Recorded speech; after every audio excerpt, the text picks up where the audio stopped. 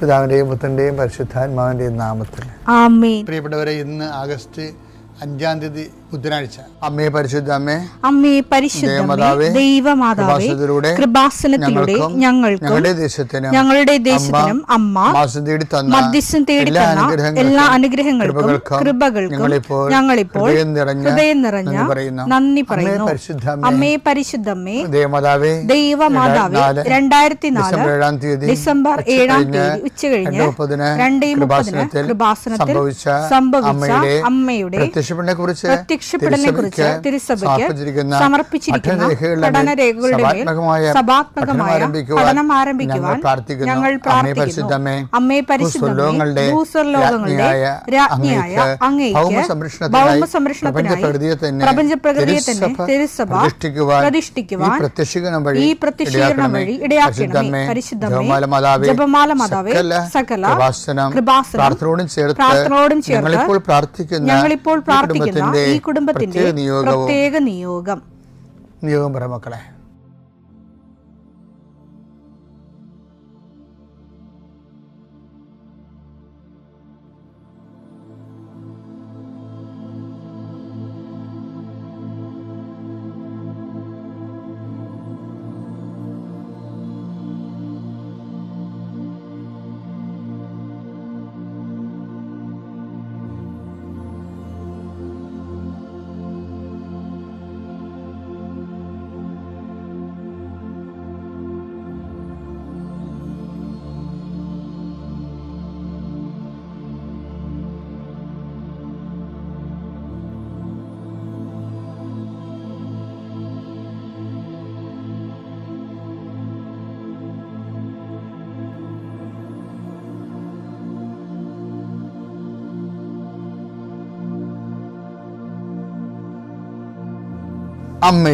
അമ്മയുടെ പ്രത്യക്ഷീകരണത്തിന്റെ ഈ അനുഗ്രഹവേളയിൽ ഞങ്ങൾക്ക് സാധിച്ചു തരുവാൻ കനിയണമേ.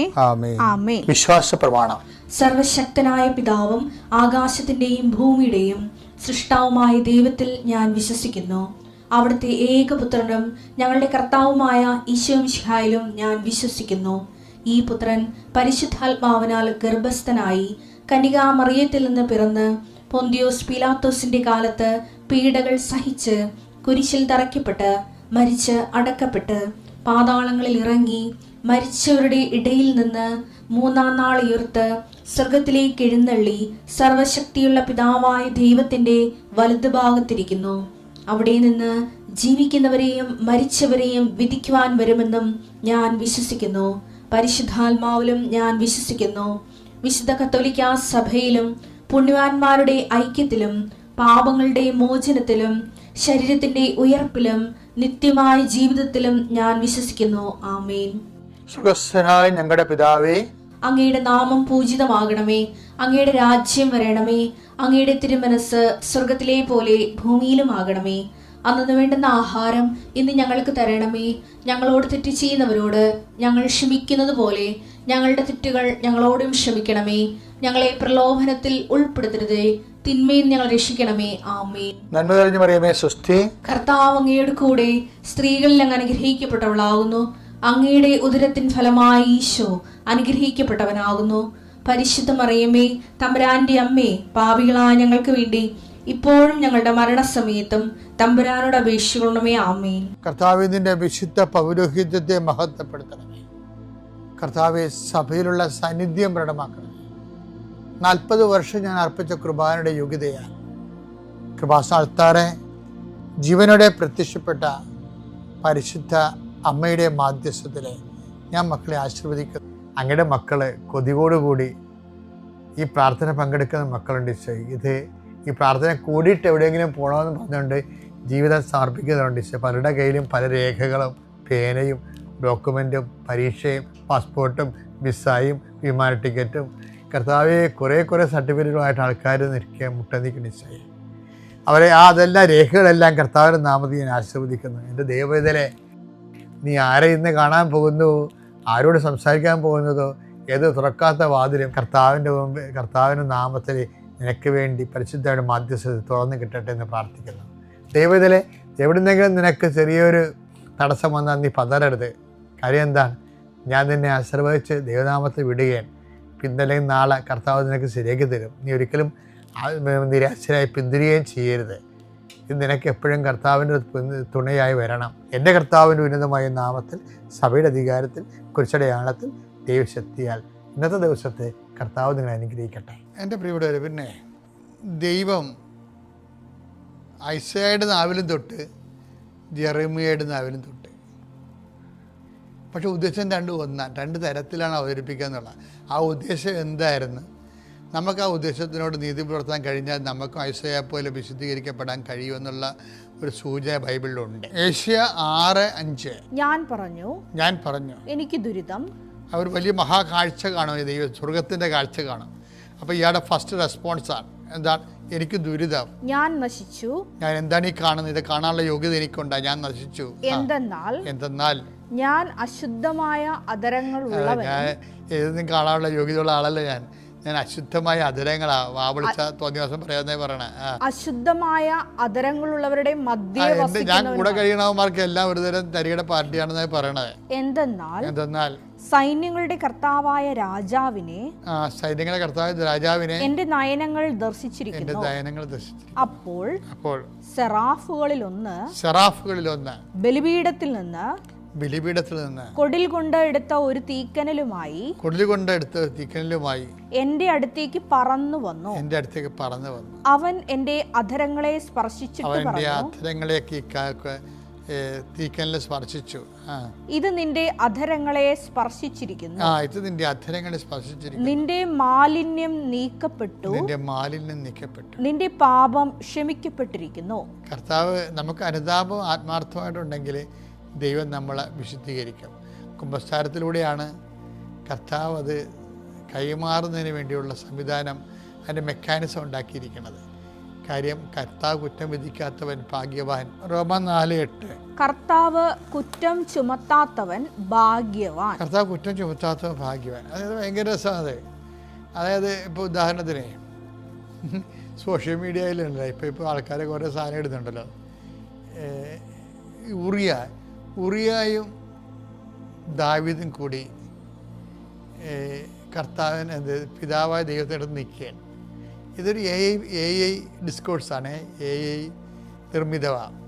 അപ്പോൾ ഉറിയ പിതാവായ ദൈവത്തോട് പറയും, ഇവൻ എൻ്റെ ഭാര്യയെ അടിച്ചു മാറ്റി എന്നെ യുദ്ധ കളഞ്ഞിട്ട് കൊന്നെന്ന് പറയും. AI ആണ് പറയണത്. AI കൊണ്ട് പറയിപ്പിക്കുക. നല്ല രസമാണ് ആദ്യത്തെയാണ്.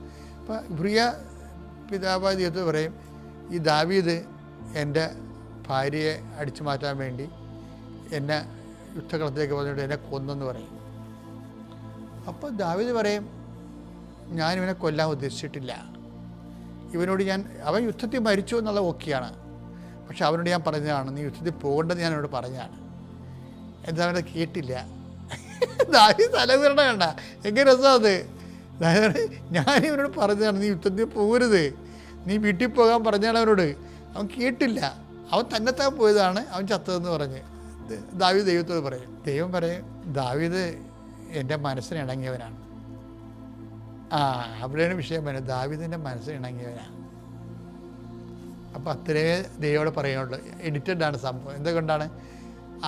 ദാവീദ് ദൈവത്തിന് പ്രിയങ്കരനാണ്. ദാവീദ് പല പല അനുഭവത്തിലൂടെ ദൈവത്തിന് പ്രിയങ്കരനായി. ഇപ്പോൾ മോസസ് മനസ്സിനിണങ്ങിയ ആളല്ലേ, അതുപോലെ ദാവീദും ദൈവത്തിന് മനസ്സിനിണങ്ങിയ ആളാണ്. അപ്പം ദൈവത്തിന് പ്രിയങ്കരനായി. യേശയ്യാ 43:4 നീ എനിക്ക് വിലപ്പെട്ടവനും ബഹുമാന്യനും പ്രിയങ്കരനും ആയതുകൊണ്ട് പ്രിയങ്കരനായിരിക്കാനാണ്. അതാണ് ഈ മനസ്സിനിണങ്ങിയ ആളെന്ന് പറയുന്നത്. അപ്പോസ്തല പ്രവർത്തനങ്ങൾ 13:22 ജെസ്സയുടെ പുത്രനായ ദാവീദ് എന്റെ ഹൃദയത്തിനിണങ്ങിയ ഒരു മനുഷ്യനെ ഞാൻ കണ്ടെത്തിയിരിക്കുന്നു. ഇതാണ് പ്രിയങ്കരൻ എന്ന് പറയുന്നത്. ഐസയ 43:6 പ്രിയങ്കരൻ എന്ന് പറഞ്ഞില്ല. നമ്മൾ എല്ലാ വാക്കും എടുത്തായിരുന്നു. അത് നീ എനിക്ക് ബഹുമാന്യൻ എന്താണെന്ന് കണ്ടെടുത്ത്, പിന്നെ എന്താ വിലപ്പെട്ടവനെടുത്ത്, ഇപ്പോൾ പറഞ്ഞാൽ എന്താണ് പ്രിയങ്കരൻ. പ്രിയങ്കരൻ എന്ന് വെച്ച് കഴിഞ്ഞാൽ ദാവീദിൻ്റെ കയ്യിൽ നിന്ന് പല അബദ്ധങ്ങളും സംഭവിച്ചിട്ടുണ്ട്. ദൈവം പക്ഷേ റൈറ്റ് ഓഫ് ചെയ്ത്, ദൈവത്തിന് പണ്ട് മുതലുള്ള റൈറ്റ് ഓഫ് ചെയ്യണം. ഈ മനുഷ്യകുലം മൊത്തം പാപം ചെയ്തിട്ടും യേശുക്രിസ്തു നൽകി റൈറ്റ് ഓഫ് ചെയ്തത് മനുഷ്യൻ ദൈവത്തിന് മനസ്സിന് ഇണങ്ങിയത് കൊണ്ടാണ്. അതാണ് ഈ സെൻറ്റ് പോൾ പറയണത്, കർത്താവ് കുറ്റം വിധിക്കുന്നില്ലെങ്കിൽ ഉറിയായ്ക്ക് എങ്ങനെ ദാവീദിനെ കുറ്റം പറയാൻ പറ്റും? കാര്യം ദാവീദ് ദൈവത്തിന് മനസ്സിന് ഇണങ്ങിയ ആളാണ്. അപ്പോൾ എൻ്റെ ദൈവം എപ്പോഴും നമ്മൾ ശ്രദ്ധിക്കേണ്ടത് പാപത്തെ അല്ല ഇങ്ങനെ നമ്മൾ ടാർഗറ്റ് ചെയ്യേണ്ടത്. നമ്മൾ ചെയ്യേണ്ടത് ദൈവത്തിന് പ്രിയങ്കരനാകാൻ നോക്കണം, ദൈവത്തിന് മനസ്സിന് ഇണങ്ങിയാകാൻ നോക്കണം. ദാവീദ് എങ്ങനെ മനസ്സിന് ഇണങ്ങിയ? ഗോലിയാത്ത് വന്നപ്പോഴേ എല്ലാവരും ലീവെടുത്ത് പോയത് ഞാൻ പണ്ട് പറയുമായിരുന്നില്ല. ലീവെടുത്ത് പോയ പട്ടാളക്കാരെല്ലാം അവരുടെ വൈഫുമാർ വിട്ടില്ല, പിടിച്ചു വെച്ച്. അയ്യോ നിങ്ങൾ പോലെ ആ മനുഷ്യൻ രാക്ഷസനാണ്, എനിക്ക് എൻ്റെ ഭർത്താവ് ഒന്നേ ഉള്ളൂ, അയാൾക്ക് സാവുളിന് കുറേ പട്ടാളക്കാരുണ്ട്, എനിക്ക് നിങ്ങളൊരു ഭർത്താവേ ഉള്ളൂ, പോകാൻ പറ്റത്തില്ല, അത് ഞാൻ ചത്തുകളെന്നൊക്കെ പറഞ്ഞിട്ട് പെണ്ണുപിള്ളമാർ ഇവരെയൊക്കെ എല്ലാം ഭർത്താക്കന്മാരെ പിടിച്ച് അകത്ത് വെച്ച് ഈ വീട്ടിലിട്ട് പൂട്ടിക്കളഞ്ഞു. അപ്പോഴാണ് ജെസ്സിയുടെ മകൻ ദാവീദ് പയ്യൻസ് കുറേ അപ്പവും കൊണ്ട് ജെസ്സിയുടെ മൂത്ത മക്കൾക്ക് കൊടുക്കാൻ പറ്റുന്നത്. ഇവരെ കണ്ടപ്പോൾ തന്നെ ജെസ്സിയുടെ മൂത്ത മകൻ ഈ ദാവീദിനെ ചാടി വീണ്, നിന്നെന്ത് അറിയാൻ വന്നിരിക്കണത്, എന്ത് കാഴ്ച കാണാൻ വന്നിരിക്കണപ്പോൾ ഞാൻ ഓടിച്ചിട്ട് അവിടുന്ന് ഇവൻ്റെ കൺവെട്ടത്തു നിന്ന് മാറിയിട്ട് ദാവീദ് അപ്പുറത്ത് പോയി വേറെ ആൾക്കാരോട് ചോദിച്ചു, എന്നാ അവൻ പറയണമെന്ന് ചോദിച്ചു. ആര്? ഗോലിയാത്ത്. അപ്പം ഗോലിയാത്ത് പറയണത്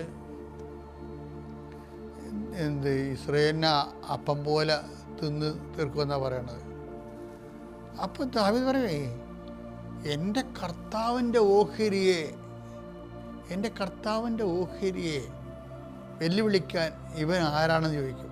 അപ്പം കർത്താവിനെക്കുറിച്ചുള്ള തീക്ഷ്ണതയാണ് ഇവൻ്റെ പ്രശ്നം. അതുകൊണ്ടാണ് ഗോലിയാത്തിൻ്റെ അടുത്ത് ഇവൻ കവണിയും കല്ലും കൊണ്ട് വരുമ്പോൾ പറയും, നീ എന്നാടാ പട്ടിയെടുത്ത് വന്ന പോലെ വരുന്നത്? അപ്പോൾ ഗോലിയാത്ത് ചോദിക്കും. അപ്പോൾ ദാവീദ് പറയുമേ, നീ വാളും വടിയും കൊണ്ടാണ് വരണത്, എൻ്റെ വടിയും വളമൊന്നുമില്ല, പക്ഷെ ഞാൻ വന്നത് എൻ്റെ കർത്താവിൻ്റെ പേരിലാണ്. ഇതൊന്നും ഇത് കാരണം ദൈവത്തിന് മനസ്സിനിണങ്ങിപ്പോയി ദാവീദ് അതിൻ്റെ ആ മനസ്സിനിണങ്ങിയ ഒരവസ്ഥയെന്ന്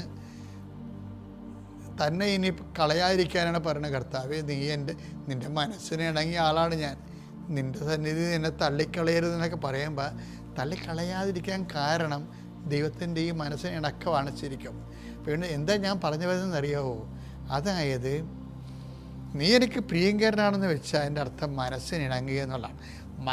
ദൈവത്തിൻ്റെ മനസ്സിന് ഇണങ്ങിയ ഒരാളാണ് നമ്മളെന്ന് ദൈവത്തിന് തോന്നിയാൽ പിന്നെ കുറ്റവുമില്ല, ശിക്ഷയുമില്ല, പാപം ചെയ്യാൻ നമുക്ക് പറ്റത്തുമില്ല. അതാണ് വിഷയം. നമ്മുടെ ഒരു കുഴപ്പമെന്ന് പറഞ്ഞാൽ നമ്മൾ ഈ പാപത്തെ ടാർഗറ്റ് ചെയ്തിട്ട് എണ്ണി വെക്കും. പാപത്തിൻ്റെ ആക്കം, പാപത്തിൻ്റെ തൂക്കം, അതിൻ്റെ എണ്ണം, അത് ചെയ്ത സമയം, ഇങ്ങനെയൊക്കെ. പക്ഷേ ഇപ്പം പഴയ മോറത്തോളൊക്കെ പഠിക്കുന്ന ആൾക്കാരും അത് ഇതുപോലുള്ള ആക്കത്തൂക്കങ്ങൾ, പാപത്തിൻ്റെ ആക്കത്തൂക്കങ്ങൾക്ക് അമിത പ്രാധാന്യം കൊടുക്കേണ്ടതെന്നല്ല, അത് കാലഹരണപ്പെട്ടിട്ടൊന്നുമല്ല ഞാൻ പറയണത്. ഞാൻ പറയുന്നതിൻ്റെ കാരണം ലക്ഷ്യം പാപത്തെ ഒഴിവാക്കുകയല്ല, ലക്ഷ്യം ദൈവത്തിൻ്റെ മനസ്സിന് ഇണങ്ങണം. അതൊരു പ്രൊവിഷനാണ്. നീ എനിക്ക് പ്രിയപ്പെട്ടവനാണ്, നീ പ്രിയങ്കരനാണ് വെച്ചാൽ മനസ്സിന് ഇണങ്ങിയവനാണ്. ദാവീദിനെപ്പോലെ ദൈവത്തിന് വേണ്ടി ജീവിക്കുക, ദൈവത്തിന് വേണ്ടി ശ്വസിക്കുക, ദൈവത്തിന് വേണ്ടി ഭക്ഷിക്കുക, ദൈവത്തിന് വേണ്ടി യാത്ര ചെയ്യുക, ദൈവത്തിന് വേണ്ടി ഓരോ കാര്യം ചെയ്യുമ്പോൾ ദൈവം എപ്പോഴും ദൈവമാണ്. അപ്പോൾ ദൈവത്തിന് മനസ്സിലാകും ഇവൻ ആണ് എൻ്റെ പ്രിയപുത്രനെന്ന്. ദൈവത്തിന് ഏറ്റവും മനസ്സിലിണങ്ങിയ ആളാണ് യേശുക്രിസ്തു. അത് പറയുന്നൊരു ദൈവത്തിന് ഒരു പ്രശ്നമില്ലായിരുന്നു. ഒന്നല്ല, 2 പ്രാവശ്യം ഇവനെ ഞാൻ പ്രസാദിച്ചിരിക്കുന്നു, ഇവനെ നിങ്ങളെ സ്വീകരിക്കണം എന്നൊക്കെ പറയണത്. ദൈവത്തിന് പ്രിയങ്കരനായി കഴിഞ്ഞാൽ ദൈവം നമ്മളെ ഏറ്റുപറയുമെന്നുള്ളതാണ് ശരിക്കും കർത്താവിൻ്റെ ജ്ഞാനസ്ഥാനം നമ്മളെ പഠിപ്പിക്കുന്ന പാഠം. പിതാവിൻ്റെയും പുത്രൻ്റെയും പരിശുദ്ധാത്മാവിൻ്റെയും